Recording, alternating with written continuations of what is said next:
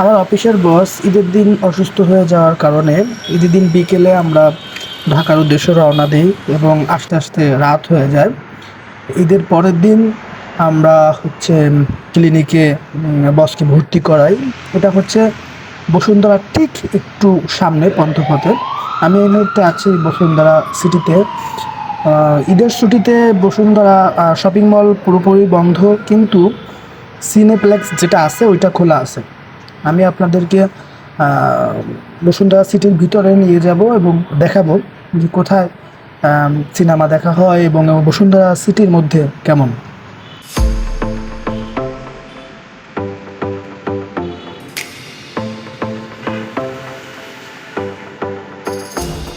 আমি এই মুহূর্তে আছি বসুন্ধরা সিটির ঠিক 8 তলায়।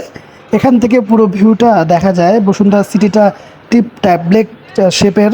এখান থেকে নিচে যে লিফটগুলো যাচ্ছে খুব সুন্দর দেখা যাচ্ছে।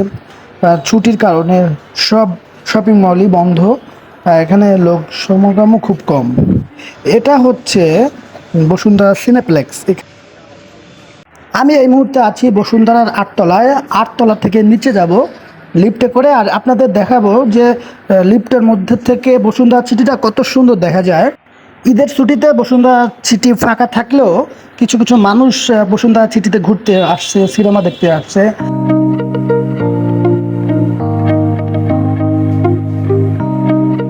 আমি এই মুহূর্তে আছি রাজধানীর কারওয়ান বাজারে। ঈদের ছুটিতে ঢাকা অনেকটাই ফাঁকা, তারপরেও বিকেল থেকে রাত পর্যন্ত অনেকেই ফ্যামিলি নিয়ে ঘোরাঘুরি করতে আসে। কারওয়ান বাজার যে মেট্রো রেল স্টেশন, আমি ওখানটায় আছি। আমরা একটু পরে মেট্রো রেলে উঠবো এবং আপনাদের দেখাবো মেট্রো রেল কীভাবে চলে, কোথা থেকে কোথায় কত টাকা ভাড়া, মেট্রো রেলের টিকিট কীভাবে কিনতে হয়, সব কিছু আপনাদের দেখাবো।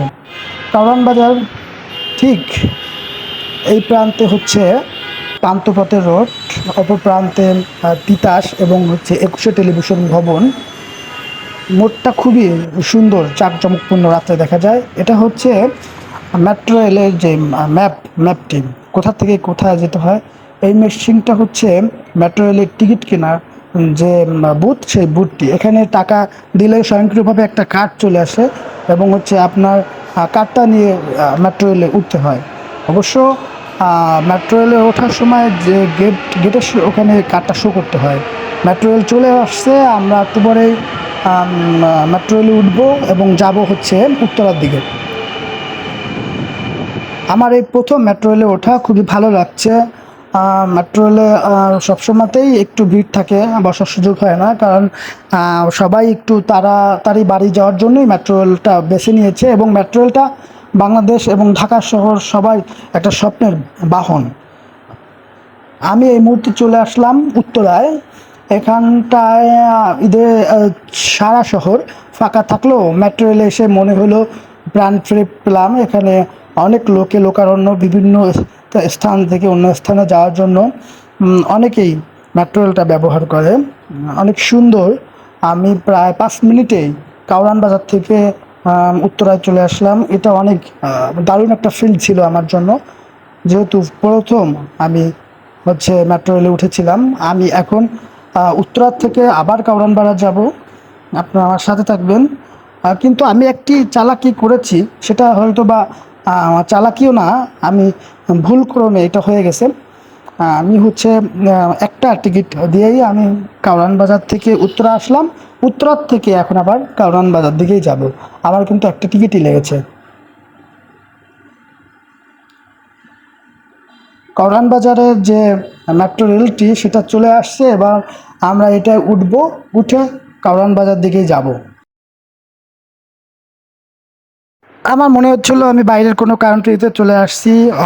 ছোটোবেলার থেকে দেখেছি যে মেট্রো রেল বা এই ধরনের উন্নত জাতের রেলগুলো বিদেশে চলে, এবং বাংলাদেশে এটা হবে, এতে উঠতে পারবো এটা কখনো ভাবিনি। অতঃপর চলে আসলাম মেট্রো রেলে এবং উঠলাম। খুবই দারুণ একটা ফিল ছিল। আমরা আর একটু পরেই কারওয়ান বাজার চলে আসব এবং আজকের দিনের আমার ভ্রমণটা এখানেই সমাপ্তি হবে। আবার দেখা হবে অন্য কোনো ব্লগে, অন্য কোনো ভিডিওতে। সেই পর্যন্ত সবাই সুস্থ থাকবেন, ভালো থাকবেন এবং আমার জন্য দোয়া করবেন। আল্লাহ হাফেজ।